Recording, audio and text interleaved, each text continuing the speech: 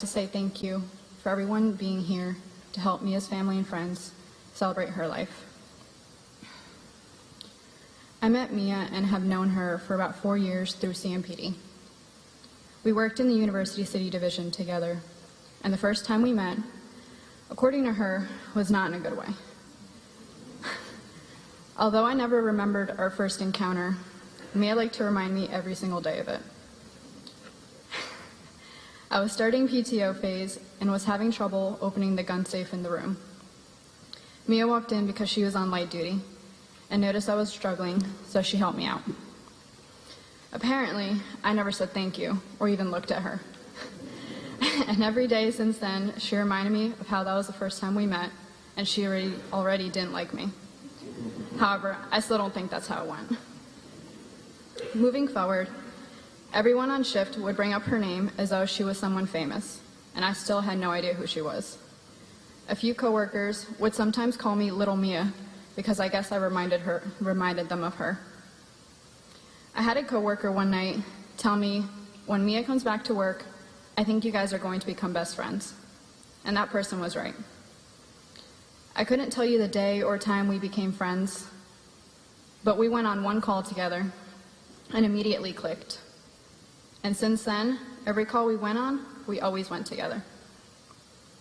Because of Mia's bubbly personality, she immediately introduced me to the people I stand here with, Kirsty and Antley.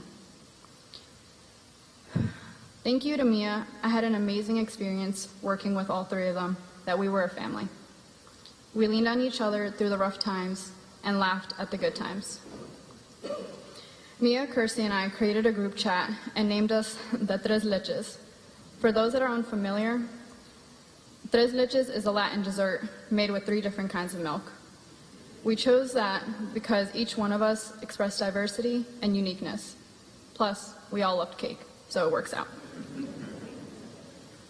As time goes on, changes happen. Mia told me she was pregnant with her second child, and I was transferring to another division.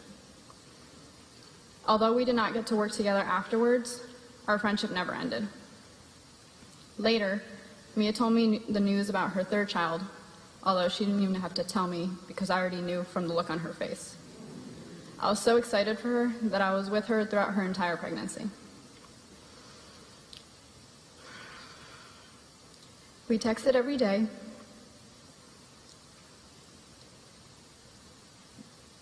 and spent so much time together that whenever we went out, people thought we were sisters. I remember all the times that Mia and I worked at the LEC, and she would come down and we would talk for hours about literally everything and anything. Her husband, B, would FaceTime her every night at exactly 8 p.m., and Mia would put the phone in my face, and his response would always be, "Oh, so that's why you haven't been answering my text." Because he knew her and I would be talking so much that we forgot we even had husbands. Mia was so funny. Her laugh was contagious. Her smile was contagious. Everything about her personality was so loving and strong.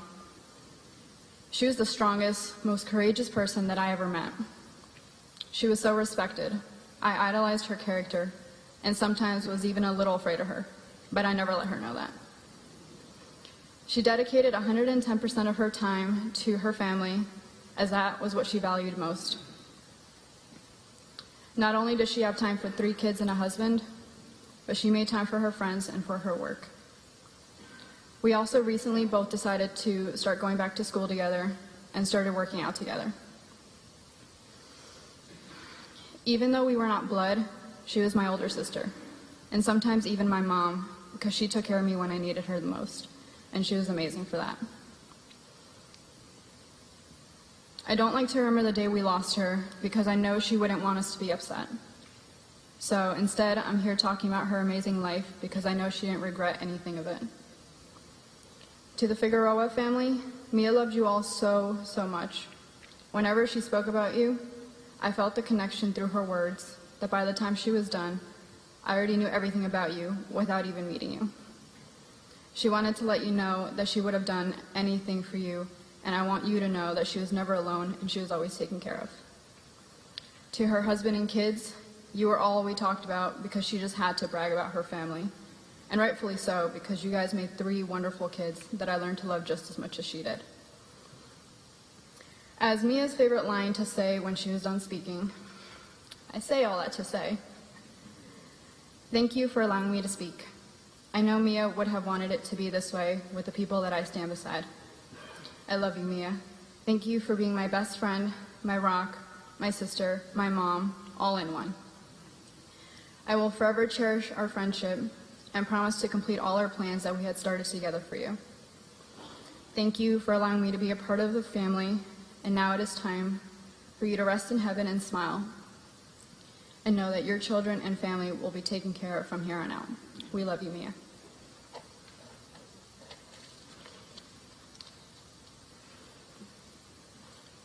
Good afternoon, everyone. Mia was my big sister. And the day I got the call, the morning I got the call, I could do nothing but scream. As the day progressed, I could do nothing but think of her smile and the laughter that we shared, the conversations that we shared.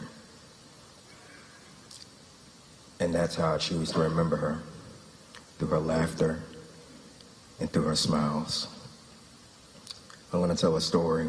It's short, and I can't believe I'm doing this because I'm looking at half of my chain of command.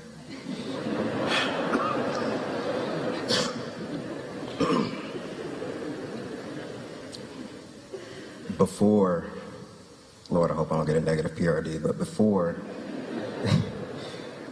her and I bought our homes, the home that y'all stay in, she texted me one night and said, hey, are you coming in? I said, yes, I am. She was like, good, because I found all these houses on Zillow that I want to see. Some are in our division and some are not.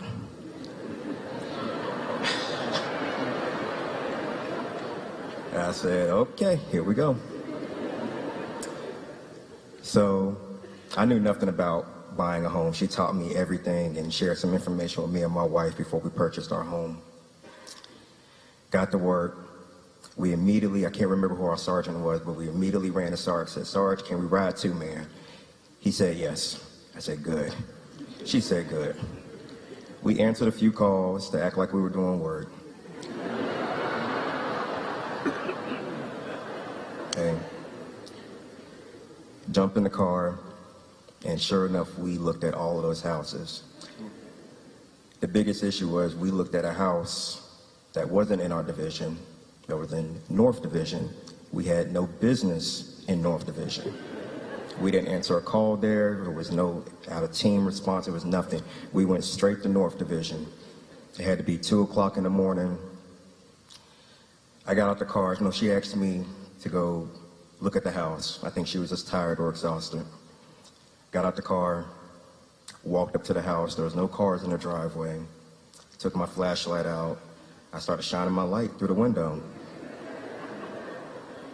Unbeknownst to me, I did not know people posted their homes on Zillow and still lived in their homes.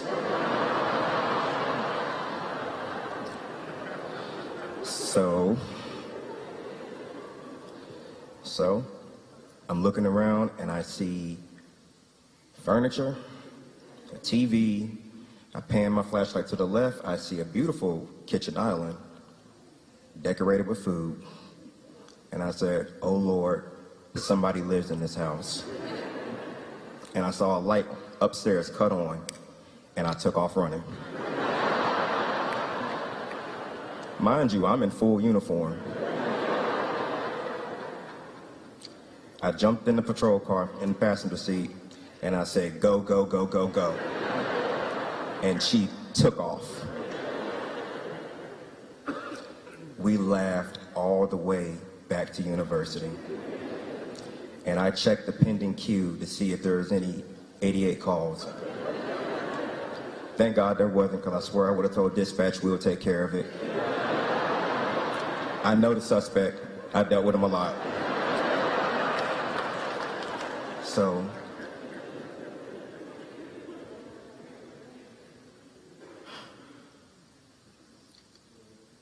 Instead of thinking about her last moments on this earth, I choose to think about those moments I had with her. The Bible says, 1 Thessalonians 5:18, in all things give thanks. That is a bitter pill to swallow because I lost my big sister. But I'm putting my full trust, and I encourage y'all to put your full trust in God. I don't care how dark the night is, eventually the sun will rise. Put your full trust in God.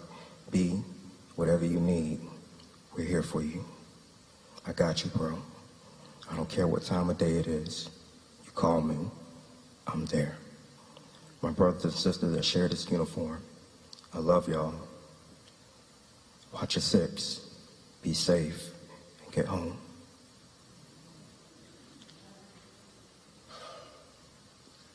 Hi, I'm Darrell Antley. I'm retired, but I got to spend my last years with these two heroes in University City Division on third shift. Usually third shift is stocked by the newest, youngest officers, and I know it's hard by sight to tell, but I'm average 30 years older than most of these kids. But with that, I took it upon myself to make sure they had the skills, the mental and physical abilities to do this job, which is very intense and dangerous. And with that, it's like you start to take them in as your own children. I mean, I know we're not, but you love them that much and you just care for them, and then just to watch them grow and develop is incredible. And most of the time, rookies would come with questions, which is totally expected, but Mia was the first and only rookie that would come to me with the answers and just needing confirmation. And it was correct every time. And that was like the first thing that I noticed about her, besides that $1 million smile and that personality was a ball of sunshine. And they also taught me their millennial ways, because like when I came on, high technology was a pager. And people would send you a number and you had to drive to a payphone to call them back. But Mia had this little computer wrist, I think it was Apple Watch. And it was like out of Star Trek. She's sitting there getting information, like texting Brett and checking on her kids right there. And I mean, it just blew me away. And her language, the word extra, I didn't know that was a separate word, like you're being extra. So just things like that in 30 years that I just took in and embraced. But shortly after I retired, actually, Kat and Mia ended up on a severe domestic call where they literally saved a woman's life. And unfortunately, to do that, another life had to be terminated. But that was the ultimate, all these heroes in this room can tell you that is the one thing that they never wanted to have to do. So I called and checked on them just to see where their heads were and make sure they were okay. And after that moment, I knew they were going to be fine out here. But for the first time, like I was hear spouses and family members talk about when their spouses go out on patrol, how they worry about that call and them being out there in the night. And I never really embraced that until December 22nd. I woke up at like 8:50 a.m. And the first thing I saw in the news was this picture. And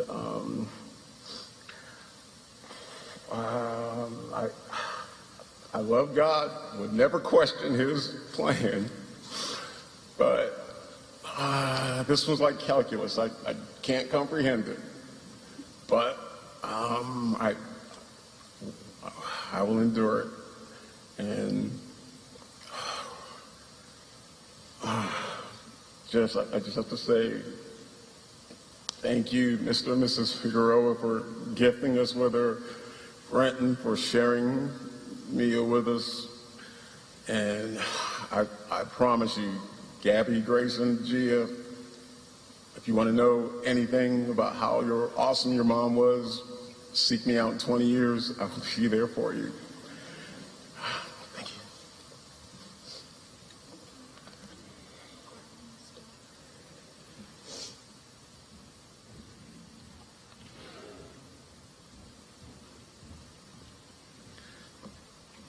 Catherine, Ashton, and Darrell, thank you for being extra.